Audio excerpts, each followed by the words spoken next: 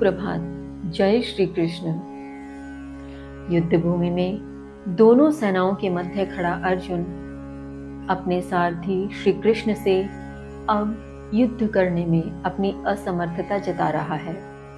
वह कह रहा है कि हे कृष्ण, मैं जिन अपनों के लिए युद्ध करना चाहता हूँ, जिन अपनों के लिए राज्य, सुख, सुविधा सब इत्यादि पाना चाहता हूँ, जब मेरे वे अपने ही न रहेंगे तो ऐसे राज्य और सुख सुविधाओं का मैं क्या करूँगा, अथवा ऐसे जीकर भी क्या करूँगा।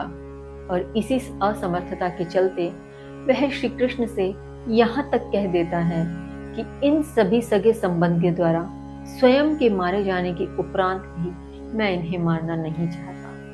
यही असमर्थता जताते हुए वह अपने विषाद की स्थिति को आगे किस प्रकार कहता है, आइए जानते हैं। श्लोक संख्या 35। अपि त्रिलोक्ये राजस्य हेतो किं नु महे कृते निहत्य धार्तराष्ट्रानः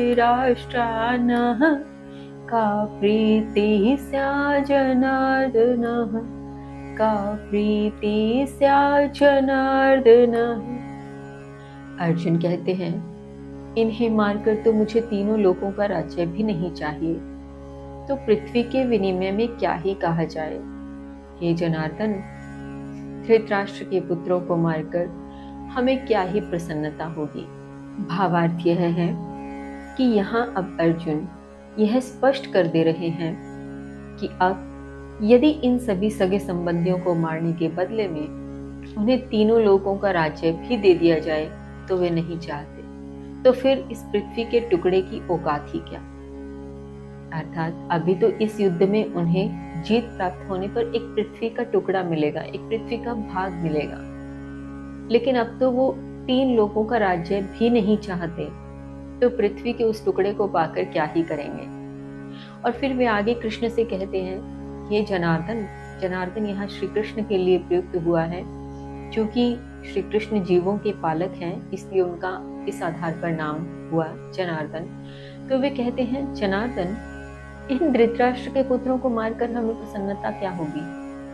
जो पुत्र पहले से ही ना समझ हैं, दुष्ट बुद्धि हैं, दुर्बुद्धि हैं, इन्हें मारकर हमें क्या प्रसन्नता होगी। भावार्थ यह है कि युद्ध हो तो बराबरी वालों से तो हो, ताकि यदि हम जीतते हैं तो हमारा नाम तो हो। इन्हें मारकर हमें क्या नाम मिलेगा, इन्हें मारकर हम क्या ही प्रसन्न होंगे जो पहले से ही दुर्बुद्धि हैं। अगर युद्ध अपने बराबर वालों से होता तो शायद सोचा जा सकता था, पर इन्हें मारकर मैं प्रसन्न नहीं हो सकता, तो ऐसी प्रसन्नता का हम क्या करेंगे। आगे अर्जुन क्या कहते हैं, श्लोक संख्या 36।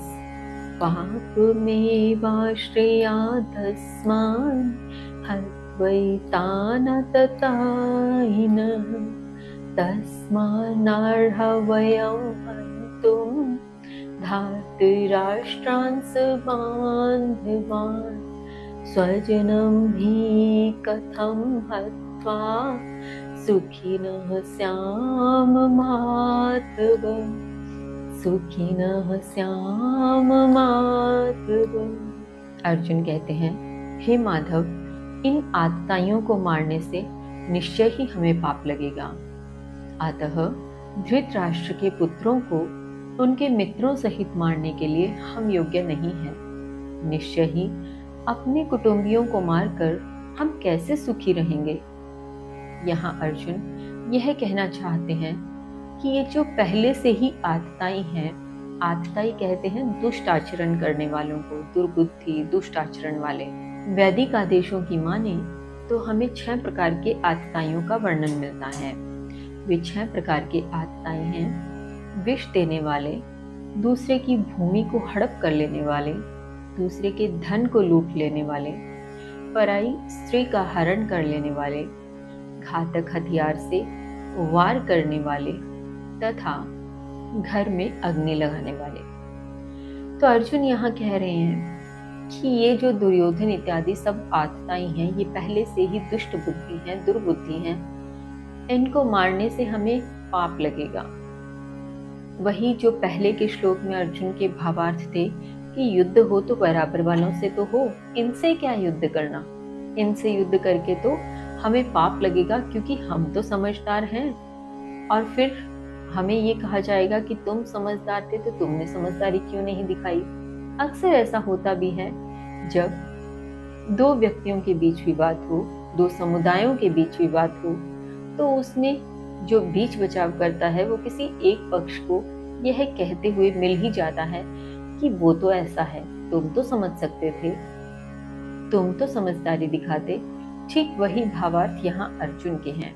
अर्जुन यही कहना चाह रहे हैं कि वे तो दुर्बुद्धि हैं ही, किंतु हम तो समझदार हैं, हम तो इन चीजों को समझते हैं, तो फिर उन्हें मारकर हम सुखी कैसे होंगे। अतः धृतराष्ट्र के पुत्रों को, उनके मित्रों को हमें मारने की आवश्यकता नहीं है, हम उसके योग्य ही नहीं हैं, क्योंकि उनके योग्य तो उनके कोई युद्ध वाले आएंगे, हम उसके योग्य ही नहीं हैं। उनके और हमारे बीच बहुत बड़ा अंतर है और हमें इस चीज को समझना होगा।